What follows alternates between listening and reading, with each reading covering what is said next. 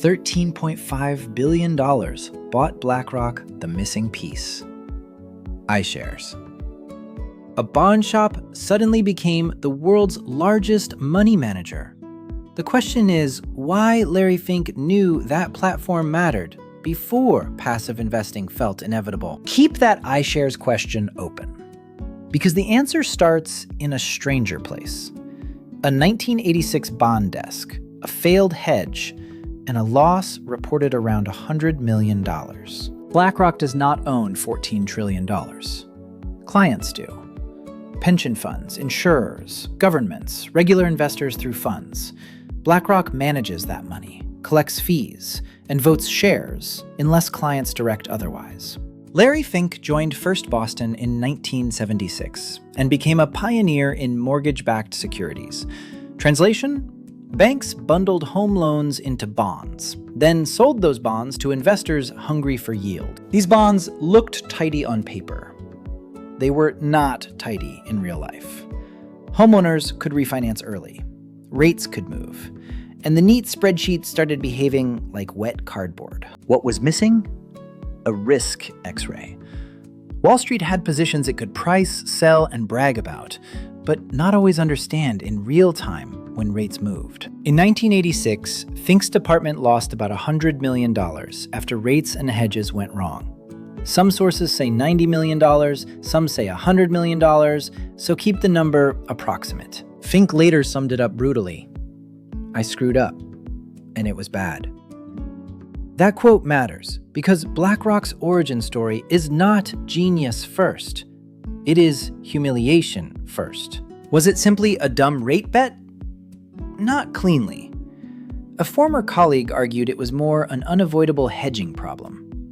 Either way, the lesson stuck. Unseen risk can bankrupt confidence. 2 years later, in 1988, Fink and 7 partners founded Blackstone Financial Management, inside Blackstone. The starter fuel was a $5 million credit line for a 50% stake. The pitch was not, "We are smarter traders." The pitch was, "We will know what can go wrong before it goes wrong." For pension funds, that sounded refreshing. You can feel the pattern already. BlackRock did not start by chasing the hottest stock. It started by selling calm to institutions that had learned bonds could bite. The first real bet was boring on purpose. Manage fixed income money for institutions, charge fees on the assets, and make risk management the product, not the compliance department. That sounds tame until you remember the market. Mortgage securities were growing fast, and many buyers were taking risks they could not measure quickly enough. BlackRock made measurement feel valuable. The next piece is the one most people miss. Before BlackRock became a giant fund company, it built something closer to a financial operating system. Aladdin began in the early 1990s, famously coded on a single Sun workstation.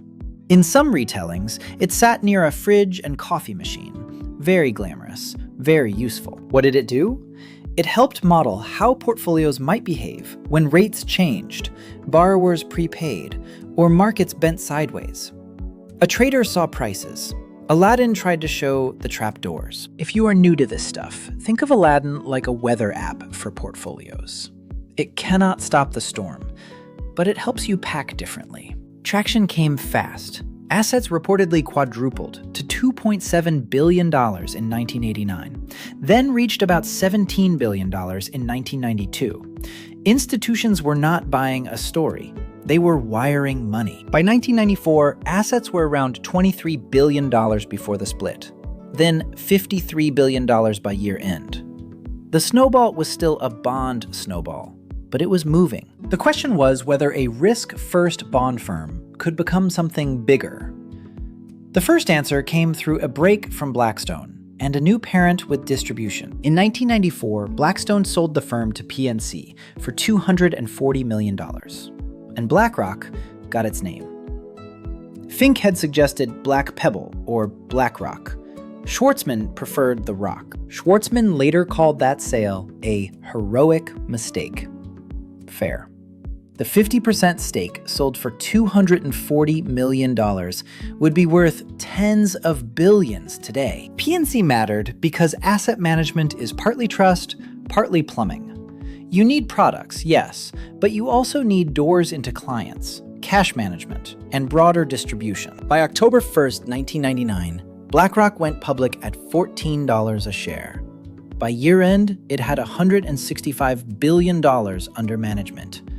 Public stock became currency for the next phase. There is a company claim worth noting. Through 2024, BlackRock cites roughly 21% compounded annual total return since IPO, versus about 8% for the S&P 500. Do not make that a promise.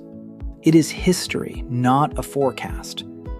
But it shows what the market rewarded: scale, sticky clients, and a risk machine investors believed in. In 2000, BlackRock Solutions commercialized Aladdin. That changed the business model. The tool built to protect BlackRock's portfolios could now be rented by other institutions. This is where the risk X-ray becomes a moat. Once a big institution runs its portfolios on your system, leaving is not like changing a coffee order. BlackRock later said Aladdin monitored about $20 trillion in February 2017. Public documents pointed to roughly $21.6 trillion by 2020. The exact current number is not freshly disclosed. Then came acquisitions. In 2004, BlackRock bought State Street Research for $375 million, adding equity capability. Bonds had built the firm. Equities helped it stop being only a bond firm. The bigger leap came in 2006. Merrill Lynch investment managers merged with BlackRock. Combined assets were around $1 trillion, and Merrill took a large stake. That merger gave BlackRock retail reach, international reach, and more product range. But it still had not won the next giant wave: cheap index funds and ETFs. Then 2008 hit, and the firm famous for measuring mortgage risk was called into a crisis built around mortgage risk. That irony is almost too neat.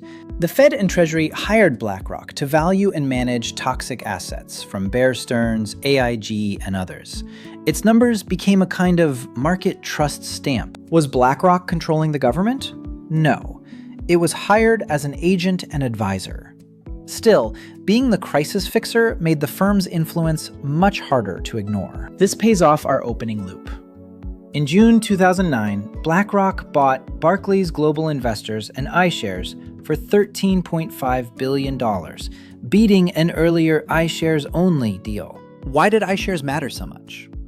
ETFs turned investing into shelves of low-cost building blocks. If your shelf was liquid, cheap, and trusted, money kept finding it. The deal roughly doubled BlackRock to about $2.7 trillion under management and made it the world's largest asset manager. Not richest bank, not owner of everything. Manager. The iShares flywheel was simple. More assets meant more trading, more liquidity, tighter spreads, and more confidence. That confidence pulled in more assets. The rock rolled faster. By late 2024, iShares was still the largest ETF provider, with around $4.2 trillion in assets. The bond shop had become a supermarket for portfolios. But cheap has a catch. Morningstar says average U.S. fund fees fell from about 0.83% in 2005 to about 0.34% in 2024. Passive fees sat near 0.11%. For you as an investor, lower fees can be wonderful. For BlackRock as a business, razor-thin fees create pressure to find higher margin places to grow. By 2025, revenue was $24.22 billion.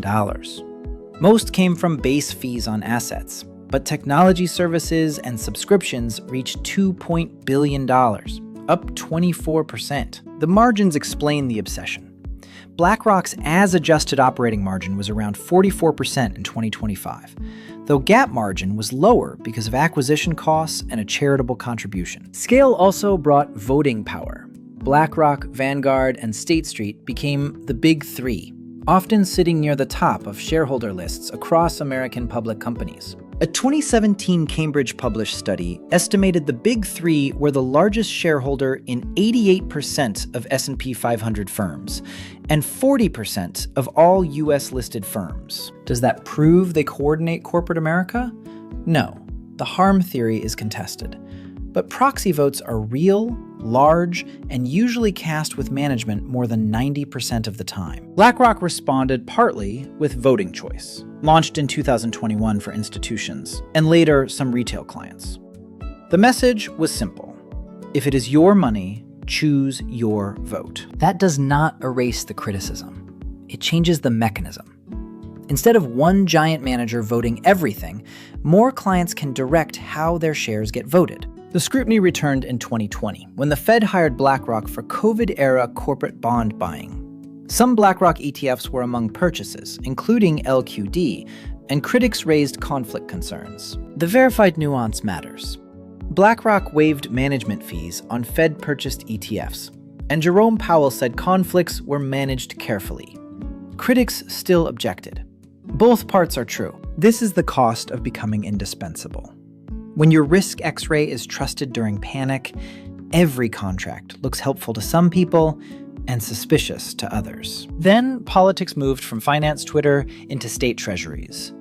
Fink's letters on purpose and sustainability, especially after 2018 and 2020, put BlackRock at the center of the ESG fight.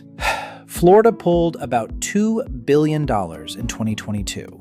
Texas pulled $8.5 billion from an education fund in 2024. For a firm built on trust, that hit differently. Fink later said he stopped using ESG because the term had been weaponized. BlackRock stepped back from climate alliances while saying sustainability was risk management, not ideology. Competition kept squeezing too. Vanguard had around $12 trillion, Fidelity around $6.8 trillion, and Vanguard cut fees across 168 share classes in February 2025. This is why the private markets pivot is not a side quest. When passive fees approach the floor, infrastructure and private credit look like fatter pipes. By now, the stakes are practical. If you misunderstand BlackRock, you either invent monsters or miss the machine. Fees, distribution, trust, software, and scale. In 2024 and 2025, BlackRock spent roughly $28 billion on GIP, Preqin, and HPS. Infrastructure, private market data, private credit. Fink called them the biggest deals since BGI. The pieces were specific. GIP for $12.5 billion. Preqin for $3.2 billion, HPS for about $12 billion. Together, they aimed at higher fees and deeper data. By the end of 2025, Alternatives AUM reached $423.6 billion, including $78.4 billion in digital assets. Still huge, still smaller than the passive empire. The Bitcoin twist was fast. BlackRock's iBit launched in January 2024 and became the fastest ETF to reach $80 billion, taking 374 days. That record came with a plain caveat. Crypto assets can move violently.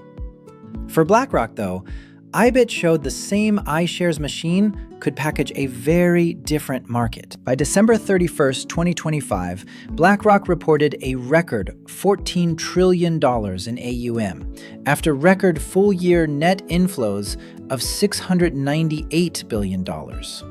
That is client money in motion. At Q1 2026, AUM was about $13.9 trillion, with quarterly revenue of $6.7 billion, up 27% year over year. Recent numbers, yes, but still filings-based. BlackRock today has clients in more than 100 countries and about 21,000 employees. It is an ETF giant, a tech provider, and now a private markets acquirer. The open question is not whether BlackRock is big. It is whether the rock can keep rolling without regulators, politicians, or clients forcing pieces of power apart. Succession is part of that risk. Fink, born in 1952, has no public timeline. Some potential successors have left, including Salim Ramji and Mark Weidman. Names still discussed include Rob Goldstein, Martin Small, and Rachel Lord. But Fink has said the team isn't ready, which is a remarkably blunt thing to leave hanging. My honest take, BlackRock is neither a cartoon villain nor a charity. It is a fee machine built around risk, trust, software, and scale. The private markets bet may pay off, or it may meet a rough credit cycle. The $400 billion fundraising target by 2030 is a plan, not a completed lap. Aladdin may get stronger with AI tools and an AWS move planned for general availability in the second half of 2026. Or its concentration may worry regulators more. That is the real biography. A $100 million wound became a risk X-ray. The X-ray became infrastructure, and the infrastructure cast a $14 trillion shadow. A risk X-ray can build an empire, but the bigger the rock gets, the longer its shadow becomes. Keep your eyes on the shadow and keep your own risks visible.